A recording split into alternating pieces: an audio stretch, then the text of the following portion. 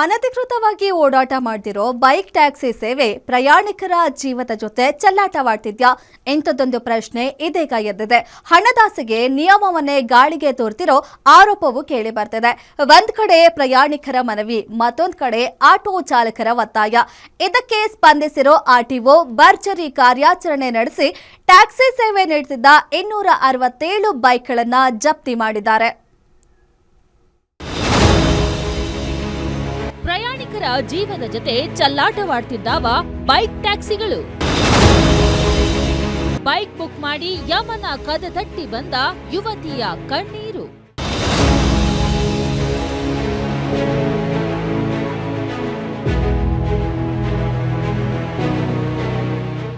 ನಾವು ಕರೆದಲ್ಲಿಗೆ ಕಡಿಮೆ ದರಕ್ಕೆ ಬರ್ತಿರೋ ಬೈಕ್ ಟ್ಯಾಕ್ಸಿ ಸೇವೆಗಳು ಇದೀಗ ಎಷ್ಟು ಸೇಫ್ ಅನ್ನೋ ಪ್ರಶ್ನೆ ಎದ್ದಿದೆ.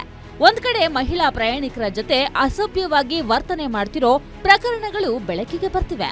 ಇದರ ನಡುವೆನೆ ಅಜಾಗರೂಕತೆಯಿಂದ ಚಾಲನೆ ಮಾಡಿ ಪ್ರಯಾಣಿಕರ ಜೀವಕ್ಕೆ ಕುತ್ತು ತರ್ತಿರೋ ಘಟನೆಗಳು ನಡೆಯುತ್ತಿವೆ. ಅದೇ ರೀತಿ ಕಳೆದ ತಿಂಗಳು ರ್ಯಾಪಿಡೋ ಬುಕ್ ಮಾಡಿದ್ದ ಯುವತಿ ಇದೀಗ ಆಸ್ಪತ್ರೆಯಲ್ಲಿ ಸಾವು ಬದುಕಿನ ನಡುವೆ ಹೋರಾಟ ಮಾಡ್ತಿದ್ದಾರೆ. ಬೈರಸಂದ್ರದಿಂದ ದೊಮ್ಮಲೂರಿನ ಕಚೇರಿಗೆ ಬೈಕ್ ಟ್ಯಾಕ್ಸಿ ಬುಕ್ ಮಾಡಿದ್ದ ಮಹಿಳೆ ಬಾಗ್ಮನೆ ಟೆಕ್ ಪಾರ್ಕ್ ಬಳಿ ಹೋಗ್ತಿದ್ದಂತೆ ಆಕ್ಸಿಡೆಂಟ್ ಆಗಿದೆ. ಚಾಲಕನ ಅಜಾಗರೂಕತೆಯೇ ಇದಕ್ಕೆ ಕಾರಣ ಅಂತ ಯುವತಿ ಹೇಳ್ತಿದ್ದು, ಜೀವ ಉಳಿಸಿಕೊಳ್ಳೋದಿಕ್ಕೆ 20 ಲಕ್ಷ ಹಣ ಖರ್ಚು ಮಾಡಿದ್ದಾರೆ. ಸಾವನ್ನ ಗೆದ್ದು ಬಂದ ಯುವತಿ ಇದೀಗ ಕೇರಳಂ ರಾಜ್ಯದ ಖಾಸಗಿ ಆಸ್ಪತ್ರೆಯಲ್ಲಿ ಚಿಕಿತ್ಸೆ ಪಡೆಯುತ್ತಿದ್ದು, ಘಟನೆಯನ್ನ ಎಳೆಯಾಗಿ ಬೆಚ್ಚಿಟ್ಟಿದ್ದಾರೆ. Rapido spends millions marketing their women's safety feature. On June 17th, I trusted them for my morning commute. Instead, I was crushed under a tractor and they abandoned me. I broke 9 ribs and the spleen has been removed. My teeth has gone and I have done plastic surgery on my face to look like this. And my hospital bill has already been crossed 20 lakhs. I posted on Instagram. Then I understood that I was not alone. So many people have shared their experience and said they also struggle to get support from it. Rapido safety guarantee is a marketing lie and I am taking them to consumer court. Bike ಟ್ಯಾಕ್ಸಿಗಳ ವಿರುದ್ಧ RTO ಅಧಿಕಾರಿಗಳ ಭರ್ಜರಿ ಕಾರ್ಯಾಚರಣೆ. ಅಕ್ರಮವಾಗಿ taxi ಸೇವೆ ನೀಡುತ್ತಿದ್ದ 267 bike ಜಪ್ತಿ ಮಾಡಿದ ಅಧಿಕಾರಿಗಳು.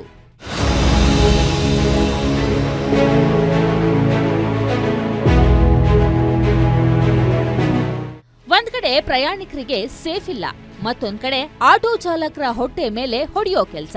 ಹೀಗಾಗಿ ಬೆಂಗಳೂರಿನಲ್ಲಿ ಸಾರಿಗೆ ಇಲಾಖೆ ಸದ್ದಿಲ್ಲದೆ ಕಾರ್ಯಾಚರಣೆ ನಡೆಸಿದೆ.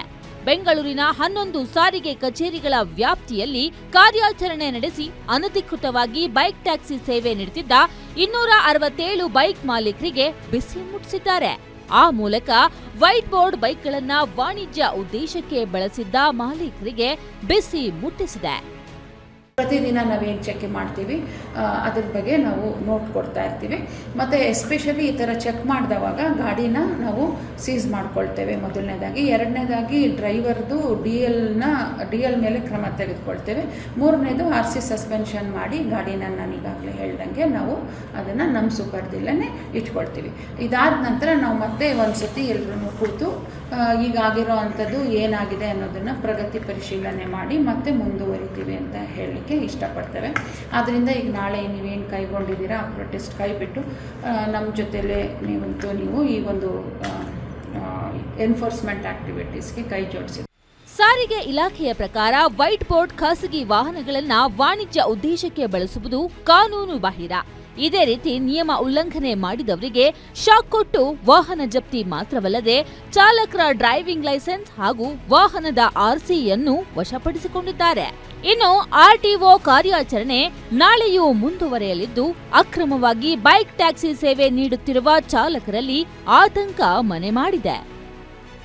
Ullas Kiruvase, guarantee news, Bengaluru.